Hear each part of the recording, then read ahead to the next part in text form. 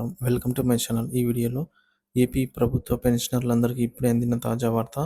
పూర్తి వివరాలు వీడియోలో తెలుసుకుందాం. వీడియోని ఎక్కడే గానీ స్కిప్ చేయకుండా ఎండ్ వరకు చూడండి. అప్పుడే ఇన్ఫర్మేషన్ పూర్తిగా అర్థమవుతుంది. వీడియో చూస్తున్న ప్రతి ఒక్కరు వీడియోకి లైక్ చేయండి ఫ్రెండ్స్. ఈ వీడియోని తోటి పెన్షనర్ మిత్రులతో అయితే షేర్ చేయండి. కొత్తగా మన ఛానల్ చూస్తున్నవారు ఇంకా సబ్స్క్రైబ్ చేసుకోకుంటే వెంటనే మన ఛానల్ అయితే సబ్స్క్రైబ్ చేసుకోండి. దీని ద్వారా నేను చేసే లేటెస్ట్ వీడియోస్ అన్ని మీ వరకు రీచ్ అవుతాయి. ఆలస్యం చేయకుండా వివరాల్లోకి అయితే వెళ్ళిపోదాము.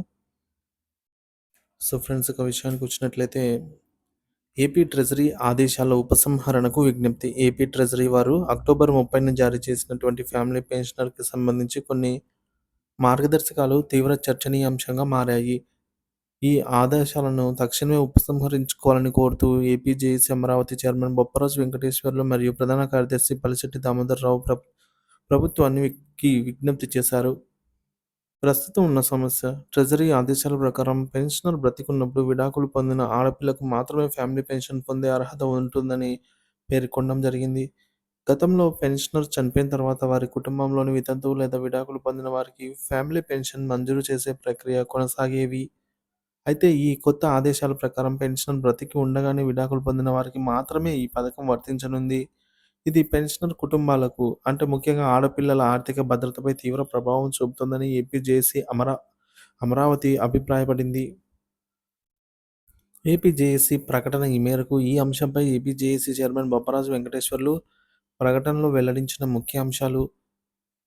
గత విధానాలకు వ్యతిరేకంగా జారీ అయిన ఈ ఆదేశాలు పెన్షనర్ల కుటుంబాలకు నష్టదాయకంగా ఉంటాయి.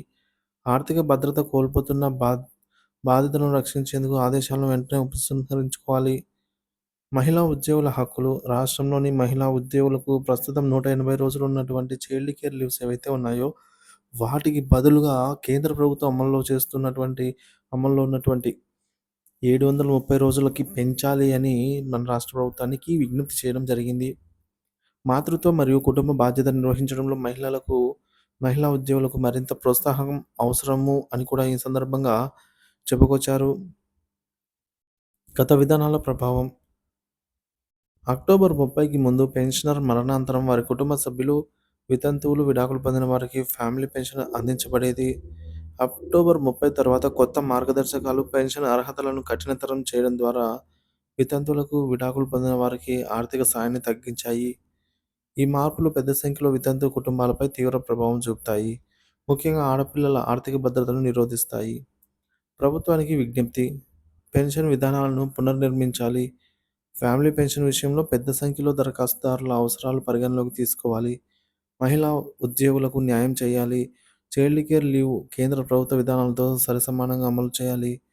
ఉద్యోగ మహిళల జీవితాలను మెరుగుపరచడంలో ఈ మార్పులు కీలకం. గత విధానాలను పునరుద్ధరించాలి. పెన్షన్ కుటుంబాలకు ఆర్థిక భద్రత అందించే విధంగా గతంలో అమల్లో ఉన్నటువంటి విధానాలను పునరుద్ధరించాలని కోరారు. విజయవంతమైన అమలుకు కీలక సూచనలు. ప్రభుత్వం నిష్పక్షపాతంగా స్పందించాలి. వితంతు, విడాకులు పొందిన వారి ప్రయోజనాలను రక్షించేలాగా పోలీసులను చేయాలి. సమర్థవంతమైన అమలు. పెన్షన్ విధానాలు సమర్థవంతంగా అమలు అవుతాయని డైరెక్టర్ ఆఫ్ ట్రెజరీస్ ధృవీకరించాలి. ప్రజాస్వామ్య విధానం. ఈ అంశంపై ప్రజా సంఘాల ప్రతిపాదనలు పరిశీలించి తక్షణ చర్యలు తీసుకోవాలి.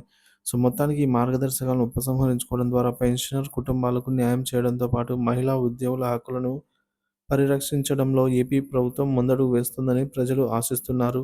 ఏపీ జేఏసీ చేసిన విజ్ఞప్తిని ప్రభుత్వం తక్షణమే పరిగణలోకి తీసుకోవాలని అయితే వారు సూచిస్తున్నారు.